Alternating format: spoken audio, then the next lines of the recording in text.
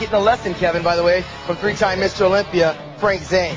He's doing the leg press, and if you'll notice, he's got his feet in a little awkward position. We'll let him explain exactly what that's working, but it looks like it's concentrating on more of the teardrop on the thighs. Uh-oh. I just heard his, snap, crackle, and pop. Just getting warmed up. It's a little bit of cartilage loosening up there, but this is a second best leg exercise, I would imagine, as far as packing on the sides. Right, right.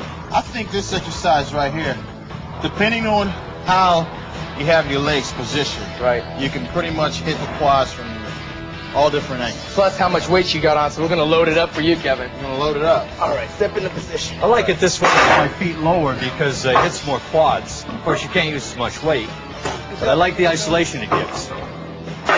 I'm just going to keep piling it on here. See if we can't take Kevin to the cleaners. All right. Here we go. Now, you were saying you like your foot position a little bit lower than Kevin's. For what reason? Well, it isolates more quads. Now, this gets more leg bicep and buttock and a little bit more lower back. You notice how his knees come up and almost touch his chest here? Right. Mine are down much lower. Well, this is a lightweight for Kevin. I've seen Kevin load it up and have plates on top and have people sitting on it.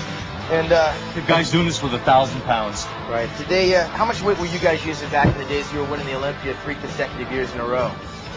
I never did this one for much. You know, I always did lighter leg presses around 200, 250, and do higher reps with it. What I'm finding is that most of the bodybuilders we've had on our show here at the Flex Magazine workout is we've got such a wide variety of equipment, and most of the guys get bored with you doing the same thing all the time, so they use a lot of different exercises. That really makes it interesting. All right, Shawn, show me what you got, babe. I got to do this.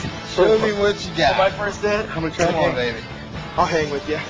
Now, this is just a warm-up set. All right, I do it with my toes pointed out. Bring in the hamstrings a little more. Boy, I think everybody has their own little unique way of doing this exercise. You know, a lot of people, they might see the articles in the magazine. Now, I do it with my feet straight ahead. Shawn does his slightly turned out. You do yours a lot lower. Yeah, it's almost like I'm going to do a calf raise with it, and I do calf raises on this machine with my feet in that position, with them down very low. Right. It just feels the best on my knees and lower back that way. Now, Shawn, through this whole range of movement, are you actually flexing the quads as you... Actually, Kevin, sometimes when I bring it up to the top, I'm literally squeezing. I don't lock out all the way, but I'm actually squeezing and tensing the quadriceps, because that's what's going to bring that definition. But the main focus for me is to come down as far as I can. Okay, we're going to another exercise. Work some leg biceps, huh? Yeah, a little bit of leg biceps. Move on to our standing leg curl machine. Standing one leg curl. Kevin, you're so big I can't get around you. Oh, okay. You like that one, huh? All right, we're working the leg bicep here on the standing leg curl, and this is more of an isolation movement. We earlier did the lying two-legged leg curls. This is a single leg, and what this is basically like the concentration curl is for the bicep, except we're doing it for the hamstring. Right. Now, this is one of my favorite exercises, because actually, you know, you can stretch all the way down and really feel it. That's right. You know, contract the muscle. And you can also do drop sets. You can have your workout partner literally after you've done 10 reps, lighten the weight and squeeze out a few more repetitions. The goal here is to bring the heel up to the base of the glutes. Press your body up against the apparatus. Hold on firmly at the top so that you're not swinging and jerking the weight up, but concentrating on the hamstring. You know what I mean? You got it. All right. Go for it. You want more Let's weight add than some weight here. Kevin's always like, add some weight. That's his favorite word, add some weight. Well, you know why, Shawn? Because I always like to try this equipment. See how, you know, to see what it's made out of. Challenge yourself. In bodybuilding, check out Frank. those leg biceps while he does that. Look at that. So you got to worry about that, Shawn. Yeah. Well, this is my inspiration here. I mean, we all start somewhere. When I started bodybuilding, I was looking at yourself and Boyer Coe and Arnold Schwarzenegger and Lee Haney, for that matter. But now, competing against today's crop, we've got like 200 professionals that at any given time could just pop up and take that Olympia title. And what I found that in present-day bodybuilding, modern-time bodybuilding, is there's so many different equipment and so many different ranges of bodybuilders. I mean, this guy's like 5'9", 260 pounds. Back when you were competing, there was maybe a handful of guys that you had to deal with. You knew who you were competing against. Exactly.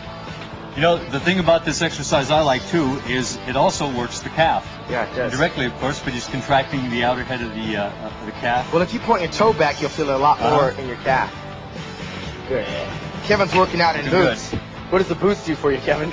Well, I had to get on that hardcore attitude when they called me up and said, "You're going to be training with Shawn Ray?" Right, baby, bring it. You know? Slightly different style. Shawn's Yeah. always a little faster with the rep. Well, You know, just so you get the pump. Rhythm is very essential. Both of you guys have great rhythm on your sets. right. And a lot of people think it's the speed of the rep that does everything. That's important. The main thing, I think, is that rhythm. You feel it. Periodic movement. And obviously, Shawn is in the rhythm. He's going with it. He's feeling with it. He's staying there. He feels comfortable with Right. it. So therefore, he keeps going. You know. Warrior says I like doing everything fast so I can hurry up and get it over with. But I don't do everything fast. Let's move into our third about and some final stretching, huh? exercise. Yeah. We're going to move into another hamstring exercise. And Frank, I believe this is also going to bring in the lower back. You're going to do some good mornings. Yeah. Now, Frank, do you always perform this exercise? I don't do too much of this. Good I morning. used to do a lot of it, and I always go fairly light. It's a good stretch for the hamstrings. I've never really too. performed this exercise. You know. I think hyperextension gets a lot of the same thing, and of course you guys are going to do something a little different than this. Right. Well, as you continue to warm it up on your first set of good mornings, you guys stay with us. Don't go away because we got some calf training coming up. Find out exactly what's inside there, Kevin. What do you got hidden down inside there? Hey man, you tell me. Look at those cows. We're going to find out how you train it right here on the Flex That's Magazine workout. Stay with us. Good job, Frank. Come on, Frank. Get going, man. Really working the glutes and the hamstrings.